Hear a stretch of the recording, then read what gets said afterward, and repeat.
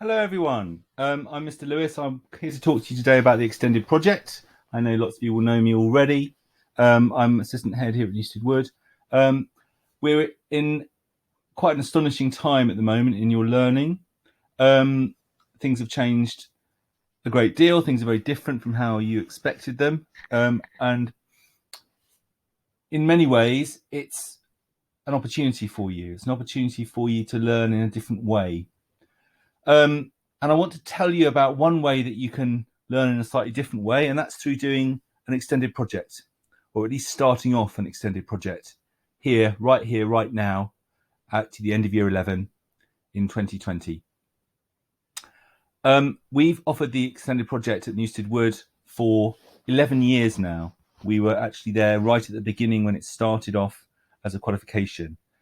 And it's something which we absolutely love.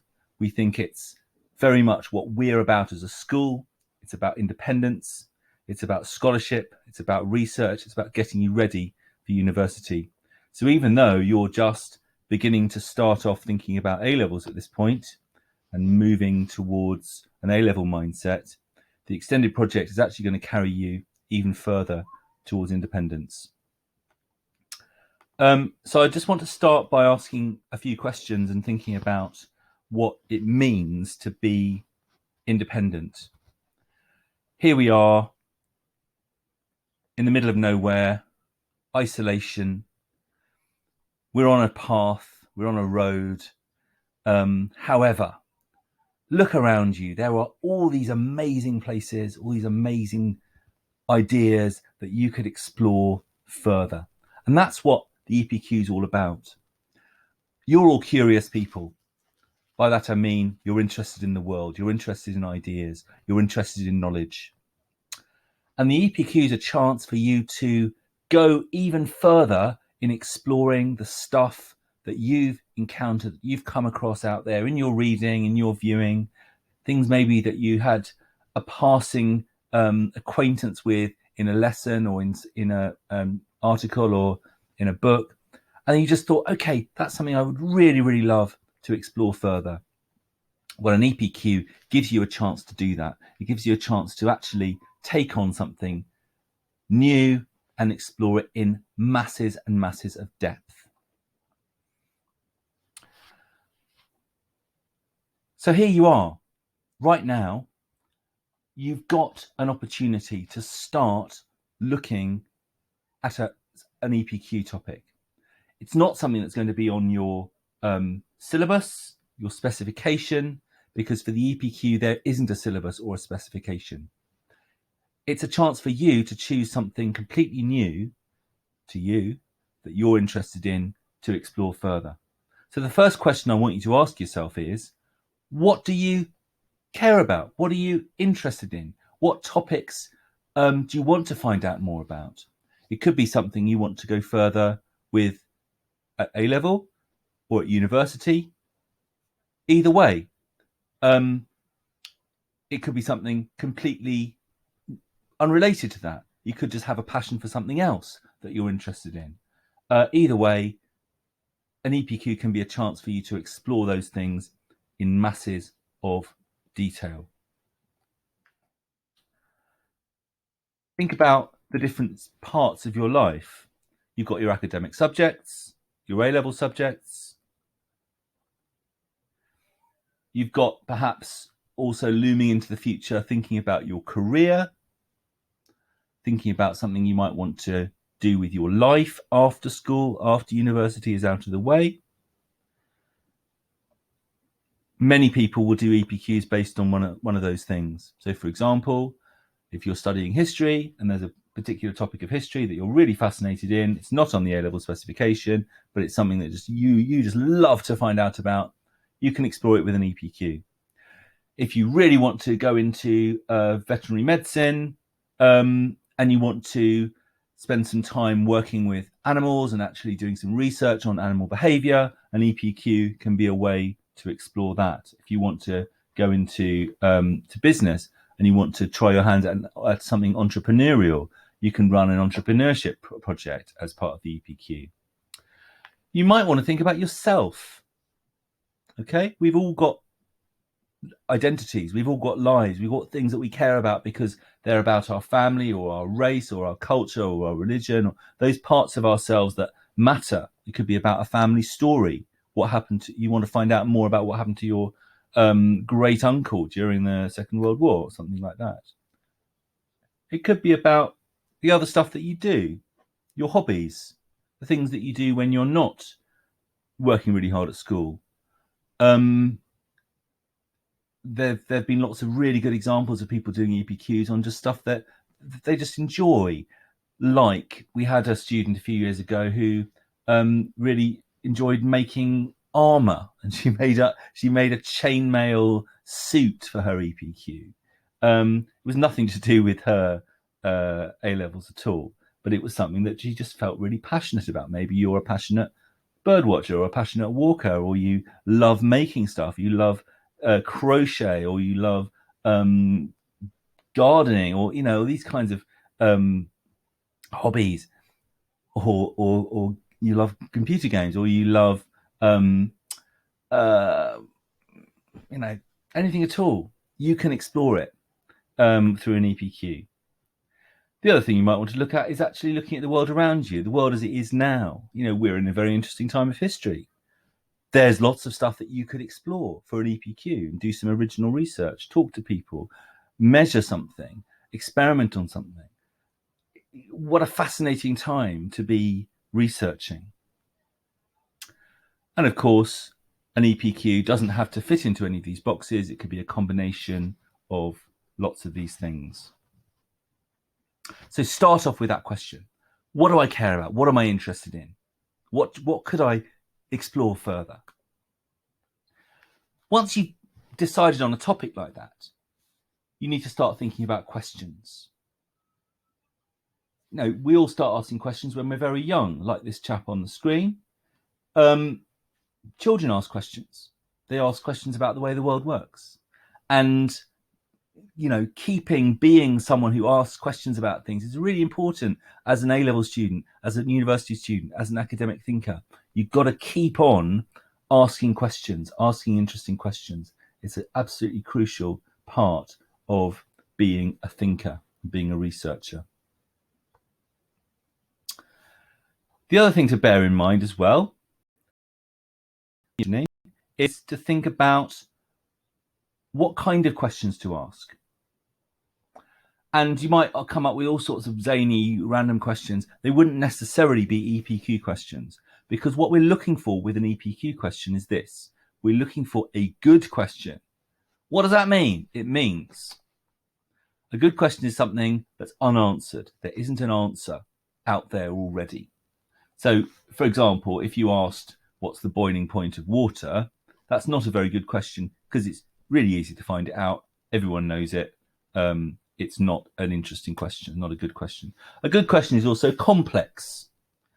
What does that mean? It means it has lots of different elements to it. Okay, there's not a simple answer. You can't just answer it in a sentence. You've got to answer it in lots of different ways. So, for example, if you're thinking about the economic impacts of the internet on the world in the last 20 years, you're not going to get a simple answer. There's lots of different sorts of economic changes in terms of the way people work, in terms of the way people travel, in terms of the supply chain stuff. I'm not an economist, but you can see that that's a really complex question with a really complex answer. So when you're answering it, you need to break down the question and think about all those different ways you could answer it. Good questions are open. That means you can't give a yes or no answer. Good questions are specific. They're not vague. Okay. So a not very good question would be something like, what's the point of fashion, or something like that. That's a very vague question. It's not specific enough to really get your teeth into it as an EPQ. If you wanted to do an EPQ about fashion, you want to look at men's fashion in the 1920s in America. So nailing it down a bit more closely to something specific. Okay, good questions are also, I think, relevant. They've got to be something people care about. They've got to be something that's of interest to the world as it is right now. Okay, so here's some examples of questions which I think are good questions. Here they come. These are all real questions that we've had with EPQ students over the last few years. So, how should the world deal with the challenges of water scarcity? As you can see, that's a really complex question. There's no easy answer. There's no agreed answer. No one knows the answer to this. There's no one possible answer. There's lots of different approaches. And of course, it's really relevant. It matters. It matters deeply to the future of the world. What might be the impacts of abolishing grammar schools? Again, this is something which is really interesting. It's very relevant. People care about it now. It's it comes up in the news all the time. It's something there's no answer to, no easy answer to. There might be lots of different kinds of impacts, economic impacts, social impacts, that sort of thing. How much are young people influenced by what they read? Okay, nice open question. And you could look at lots of different kinds of influences that might happen with reading. It's specific enough, though, that you could measure it. You could actually devise some kind of test or experiment to find out how much young people are influenced by what they read. Another one from a few years back, how can phobias be treated effectively? Again, this is not something that people agree on. There's lots of different kinds of treatment. No one really knows which is the best one. So in an EPQ, you can explore which one is the right one. Okay, so that's my run through of what questions are. Now, I'm just going to run through the sort of technical issues of what an EPQ is. I might go through this fairly quickly. We shall see. So, EPQ is one thing, okay? So it's not like a collection or a portfolio of stuff. It's one single project, okay? Most people write a 5,000 word project, a written project. However, now and again, people want to make documentaries or create artifacts, make things, write computer code or something like that. That's called a non-written project, and that's allowed, but you also need to write a 1,000 word report, which is not very long. So you do your project, you also give a presentation at the end of the process where you have questions and answers. We will do that right at the end of the process, which will be most likely in May. We'll go through the timeline in a minute. We work on our own, so we don't have any group work. It's all individual. And there will probably be connections with your A-level study, but what you can't do is study any of the stuff that's on the A-level specification. So if you're studying Chairman Mao for your history A-level, you can't do a project on Chairman Mao for your EPQ. If you're studying Wuthering Heights for your English literature, you can't do an EPQ on Wuthering Heights. Okay, make sure you don't, get mixed up about that. EPQs need to be academic, so you can't do an EPQ on I don't know, how should I paint the walls of my house or something like that. It needs to be research based. It needs to be based around books, based in reading. Okay, academic things. Why would you want to do an EPQ? Well, an EPQ is a chance for you to go beyond the curriculum, go beyond your A-levels, to explore something new, explore something that's unfamiliar, go beyond the curriculum. It's also a chance for you to take stuff that you already do and accredit it. So all the stuff you're already doing, you can actually take it and get a kind of qualification for it.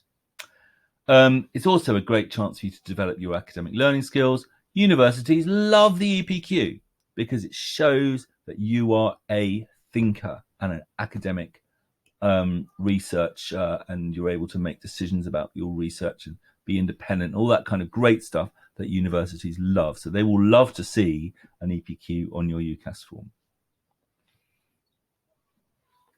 There are UCAS points available. So if you get an A star, you get 70 UCAS points, and it goes down from there. That means it's equivalent to about half an A level. It's also something that if you are applying to a challenging competitive university, It's a really good focus for your personal statement. It's a really good focus for your interview. It will help you get noticed. It will show that you're a credible person from the university point of view. Some universities will actually give you a reduced offer if you do an EPQ. They will say, okay, if you get an A or above in your EPQ, then we'll reduce your A-level offer from AAB to ABB. Okay, not a massive reduction, but every little helps at university. Here are a few more things that I think the EPQ will help with. First of all, it helps you to develop really, really deep knowledge. If you are interested in history, wow, this is a great opportunity for you to be a really accomplished, deep-seated historian. If you're interested in medicine, this is a chance for you to get a really great understanding of medicine and mastery. Really, really knowing your way around the topic. And one of the great things that we always see every year with the EPQ is that when students give their presentations and they have their questions and answers at the end of the presentation, my goodness me, they can answer any question that's chucked at them because they know their topic so well. They're really interested. They're really passionate. They've got a deep understanding of it. And they are the expert in the room, which is a wonderful feeling when you're 17 to just feel that you're smarter than all the other grown-ups in the room. What else? Well, these kinds of things as well. So the EPQ helps you with these kinds of skills, which are really important for surviving effectively at university and in life.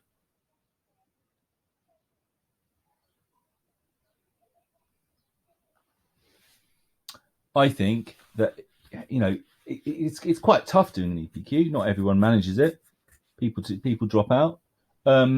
People who do survive and do complete an EPQ, quite rightly, have a great sense of achievement and a sense that they've gone through something quite tough and they've achieved something really fantastic.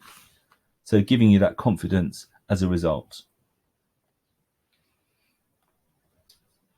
Okay, this is fairly similar to what I've just said, but your EPQ could be based on an A-level subject. It could be about a connection between subjects. So if you're doing history and English, it could be about the history of Shakespeare's London or something like that. If you're doing French and physics, it could be about a French physicist. I don't know, something like that. Or it could be something else that interests you that's nothing to do with your A-levels. EPQs can take many forms. As I said before, most people write the academic essay, the 5,000-word essay, but other kinds of things are allowed. And if you are interested in doing something slightly different, just drop me a line and I will be able to advise you on that. This is the process that we go through with an EPQ. So we might start with our idea. We'll be asking questions about it.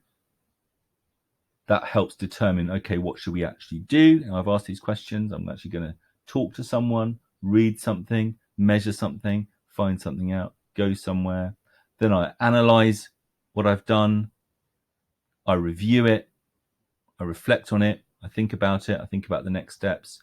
That gives me another idea. I ask more questions and so on. So there's a cyclical structure to the EPQ process. It's something which, you know, potentially would never end. Of course, you do have to bring it to an end at some point, but that's part of the pleasure of it, is that it keeps on going and it keeps on reinforcing itself, and your knowledge just keeps going, getting deeper and deeper. This is how we're going to do it. So in previous years, as I'm sure you're aware, we haven't started the EPQ in year 11. We started in year 12. In fact, we just started in quite near Christmas of year 12. So we're starting it quite a bit earlier than we normally would. So this is what I'd like us to do. First of all, I'd like you to say, and just quite soon, are you interested in doing an EPQ?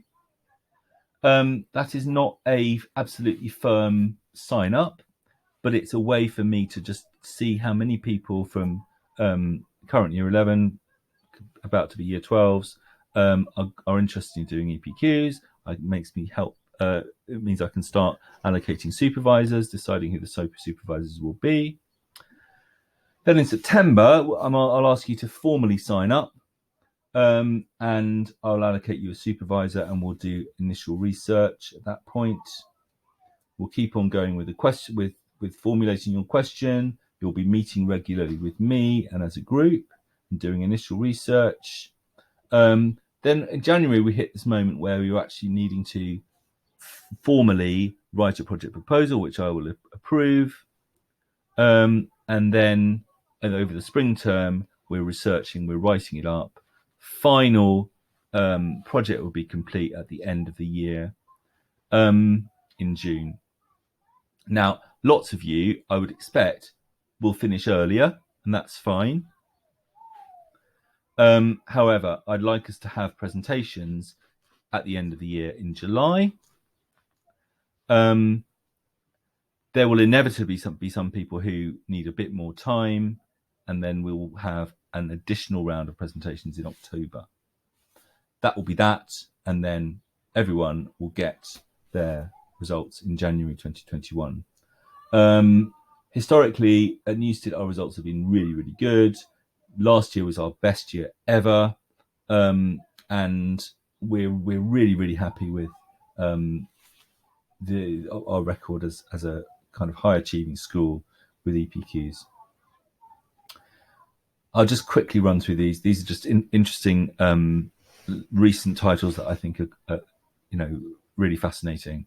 So this is one from a few years ago now. Why do we swear? This was a student who went on to study linguistics. She was really interested in language. She was also interested in psychology. So this one was a combination of a linguistics study of kind of where swear words come from, and a psychology study of the function of swearing from a psychological point of view. This one, typography and visual communication. This was someone who was doing design, and she used her kind of design brain and her psychology brain to explore this really, really interesting, fascinating collision of ideas of the impact of typography. This is a really interesting topic. She really went for it with this. She interviewed several MPs. She looked deeply into the history of the 20th century and kind of the way the growth of women in Parliament, and what kind of where the glass ceiling is, and why so few women are able to be represented in Parliament. This was a chemistry one, so biology one, thinking about how pesticides work. This was again a really high achieving one. This is just someone who loved Chinese poetry, so she was reading Chinese poetry on her own, and she wanted to find out more about Chinese poetry, and she just went off and read a load of Chinese poetry, read a load of books about Chinese poetry, and translated her own Chinese poetry. Astonishing stuff. She got full marks. Very different sort of project, kind of business-led project, thinking about motivation in business and how different models of motivation can have an impact on performance. So I hope that whets your appetite for the EPQ. I would love it if we have lots and lots and lots of Year 11 signing up. Right now we have about 105 Year 12s who've signed up, which is about 2/3 of the year group. I'm expecting something similar from you lot, and I really would like it if as many of you as possible can sign up. Now that date is completely wrong. I apologize. I thought I'd changed that. I'm going to send this link out to you by email. In fact, hopefully, as you're listening to this, you've already had the email. The date, though, is going to be May the 8th. Okay, so that's quite soon. That's just to register your initial interest. You don't need to commit yourself. You don't need to give me a title or anything like that. It's just a sort of vague idea. So if you're interested in UFOs, or you're interested in the chemistry of explosives or something, then you just write that down. Okay, so that's where we are. Thank you very much for listening. And I'm really looking forward to working with you all on the EPQ. Please do sign up in the next 2 weeks, and I will be in you all to tell you about the online meeting that we're going to have for you to come and find out more about the EPQ and actually start the process off. I should say though, please don't wait for me to fire the starting pistol. Please go ahead, start reading stuff, start finding out more about your chosen topic, watch videos, read books, do everything you can to find out more about something that's interesting to you. And the great news is that through the EPQ, you'll be able to get a qualification. And I guess this will be the first qualification that you get as sixth form students, which is wonderful. Something to look forward to. Okay, thank you very much for listening. Please send me an email if you want to ask any questions at all about what I've said today, or if you want to find out more. Thank you very much for listening. Bye.